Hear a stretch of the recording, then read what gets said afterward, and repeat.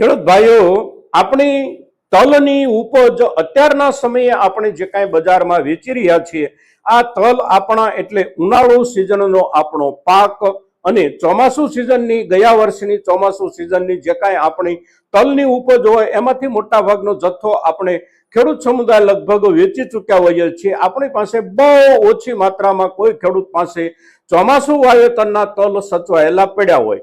અત્યારે જે વેપારો કરીએ છીએ આપણે, એ વેપારો એટલે આપણા ઉનાળુ સિઝનના પાકેલા તલના વેપારો, પણ એ તલનો જથ્થો પણ હવે આપણા ખેડૂત સમુદાય પાસે બહુ ઝાઝા પ્રમાણમાં હોઈ શકે નહીં, કારણ કે સમય ઘણો વીતી ગયો છે આપણી પાસે ઉપજ આવ્યા પછીનો, અને એકંદર બજાર ભાવની સ્થિતિ ઠીક પ્રમાણમાં સારી હતી. એટલે આપણા મોટા ભાગના ખેડૂતોએ તલ ઉપજ ઉનાળુ જે કાંઈ છે એના વેપારો પણ કર્યા છે. હવે અત્યારે જે સ્થિતિ બજારની છે આપણી, એ સ્થિતિ એટલે ભાવોના હિસાબથી આપણે જોઈએ તો બિલકુલ સ્થિર વાતાવરણમાં આપણું બજાર ઘણા દિવસોથી ચાલી રહ્યું છે. હવે આવનારા દિવસોમાં આપણા તલના બજાર ભાવ ઉપર ફેરફાર થવાના કારણો કોઈ છે કે કેમ, તો સૌથી પ્રથમ કારણ આપણે ગણવું હોય તો અત્યારની વાવેતર સિઝન જે ચાલી રહી છે, એ વાવેતર સિઝન દરમિયાન વાવેતરના રકબાના આંકડાઓ સરકાર તરફથી જે કાંઈ આપવામાં આવી રહ્યા છે, એ આંકડાઓ કેવા આવી રહ્યા છે, અને જે આંકડાઓ આવી રહ્યા છે એ આંકડાઓ ભાવો ઉપર કાંઈ અસર કરી શકે એ પ્રમાણેના ફેરફારવાળા આવી રહ્યા છે કે સામાન્ય રૂપમાં આવી રહ્યા છે, આ મુદ્દાના આધારે આપણે બજારને લગતા કેટલાક સંકેતોની જે કાંઈ ચર્ચા કરીએ છીએ આજના એપિસોડમાં. એ ચર્ચા આપણા સૌના માટે અગત્યની ચર્ચા છે મિત્રો. તો આજના આપણા આ તલ સંબંધિત વિડીયોમાં આપ સૌ દર્શક મિત્રો અવશ્ય બન્યા રહેજો.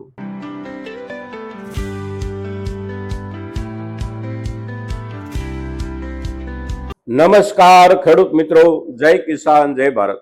ખેડૂત ભાઈઓ, આજે તારીખ છે 29 જુલાઈ 2026 અને વાર છે બુધવાર.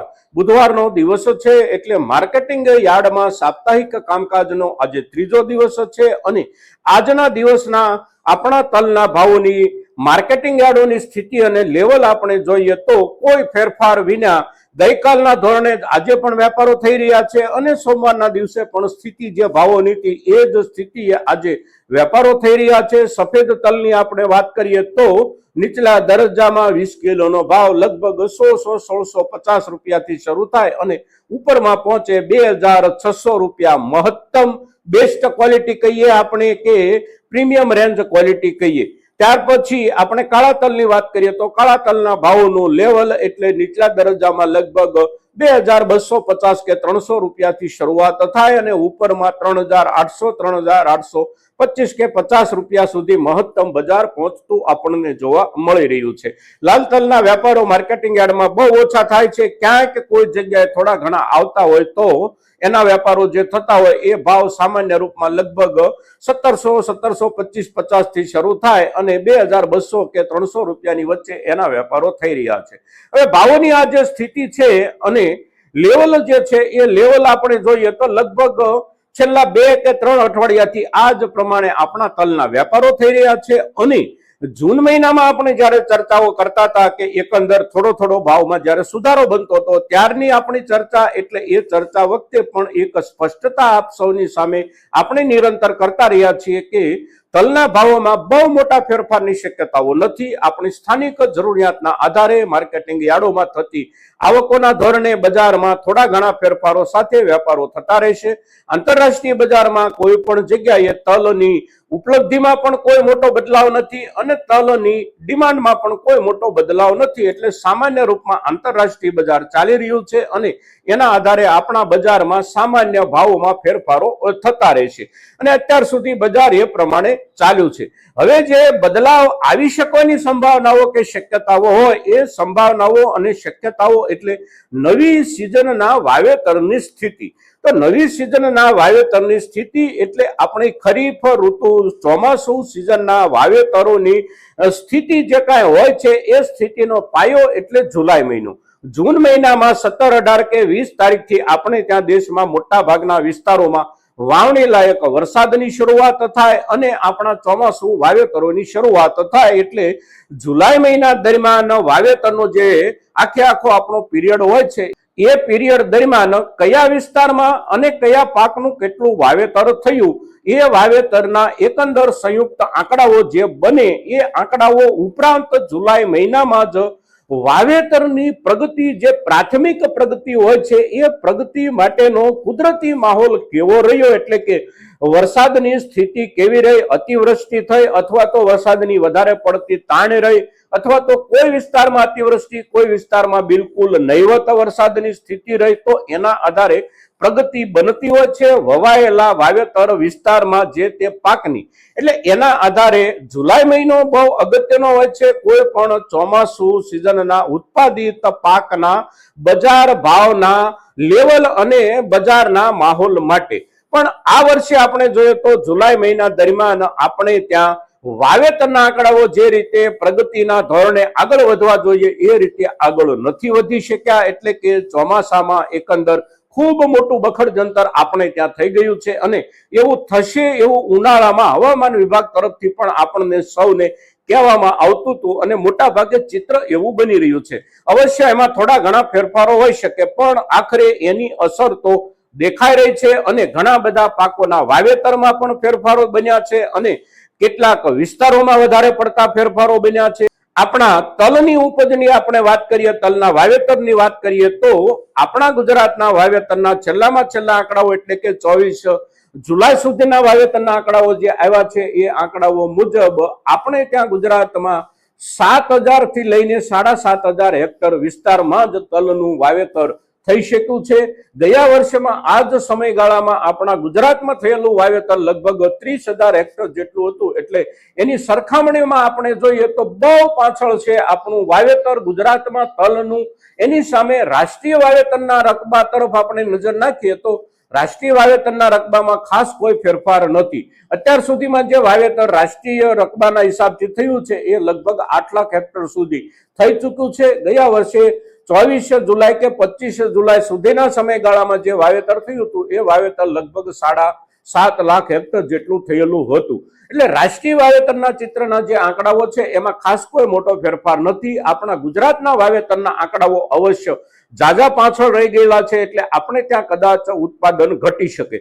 હવે રાષ્ટ્રીય વાવેતરના જે આંકડાઓ આવ્યા છે એ આંકડાઓ અવશ્ય ગયા વર્ષના હિસાબથી આપણે જોઈએ તો પાછળ રહેવાને બદલે આગળ નીકળી ગયા છે.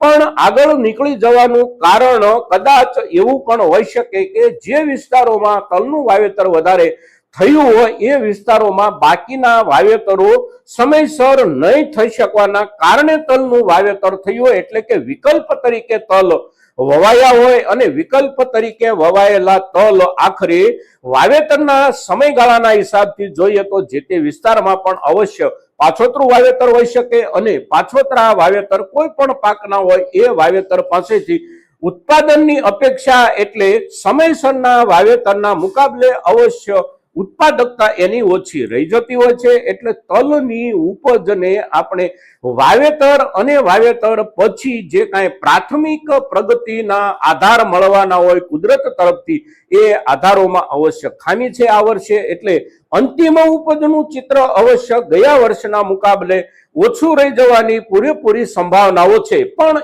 એ ચિત્ર બજારની સામે આવતા કેટલોક સમય અવશ્ય લાગતો હોય છે. એટલે અત્યારના સમયે આપણે જોઈએ તો બહુ મોટો વાવેતરમાં ફેરફાર ન હોવાના કારણે બજારમાં આપણને ભાવના મુદ્દે ખાસ કોઈ ફેરફાર જોવા નથી મળતો. પણ પ્રગતિ પીરિયડના આધારે અને અંતિમ ઉપજના અંદાજો સરકાર તરફથી જ્યારે આવવાના શરૂ થઈ જાય, એટલે કે લગભગ 9મા મહિનાના પાછળના પખવાડિયાથી અંદાજો આવવાના શરૂ થઈ જાય છે સરકાર તરફથી કે ઉપજ કેટલી આવશે, તો ત્યાર પછી ભાવોમાં કદાચ કેટલોક નોંધપાત્ર ફેરફાર પણ આવી શકે તલની ઉપજમાં. પણ અત્યારના સમયે વાવેતર વિસ્તારના આંકડાઓના આધારે ખાસ કોઈ ફેરફાર બેસે એવી શક્યતાઓ નજીકના દિવસોમાં નથી. મિત્રો, હવે આપણા કાળા તલ અને સફેદ તલ પૈકી કાળા તલના ભાવોના લેવલને આપણે સામાન્ય રૂપમાં જોઈએ તો અત્યારે સામાન્ય દરજ્જે જે ભાવથી આપણા તલ વેચાઈ રહ્યા છે એ કાળા તલની ઉપજના ભાવોમાં અવશ્ય આવનારા સમયમાં હજી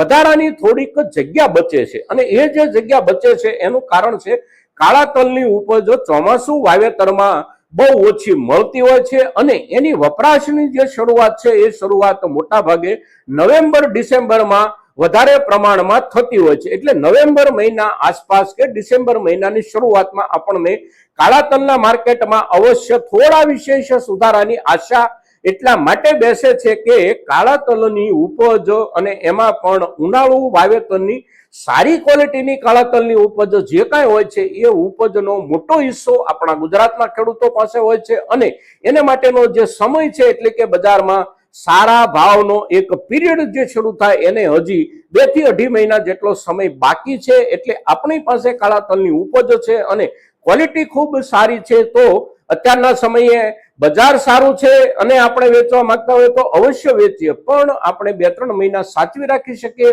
એવી આપણી આર્થિક સ્થિતિ હોય, સાથે સાથે એવી આપણી ક્વોલિટી હોય તો કાળા તલની ઉપજ ઉપર આપણે થોડા લાંબા ગાળાના હિસાબથી વિશ્વાસ મૂકી અને ઉપજનો કેટલોક હિસ્સો સંચિત સંગ્રહિત રાખવાનો નિર્ણય કરી શકીએ છીએ. મિત્રો, આજના દિવસે આપણી તલ ઉપજની સાથે જોડાયેલો અગત્યનો મુદ્દો એટલે વાવેતર વિસ્તાર, સાથે સાથે વાવેતર થયા પછી પ્રગતિ પીરિયડ જે કાંઈ છે એની પરિસ્થિતિના કેટલાક અંદાજોની ચર્ચા અને એના આધારે બજાર પર અત્યારના સમયે સામાન્ય રૂપમાં નહીં જોવા મળતી અસર ક્યારથી જોવા મળી શકે છે, આ દરેક મુદ્દાઓ ઉપર આપણે જ્યારે ચર્ચા કરીએ છીએ ત્યારે આજની આપણી ચર્ચા આપણી તલ ઉપજ સાથે જોડાયેલા દરેક ખેડૂતો માટે અગત્યની ચર્ચા છે મિત્રો. અને તેથી મહત્તમ ખેડૂતો સુધી આજની આપણી આ ચર્ચા પહોંચે એને માટે આપ સૌના પ્રયાસોની અપેક્ષા સાથે જય કિસાન, જય ભારત.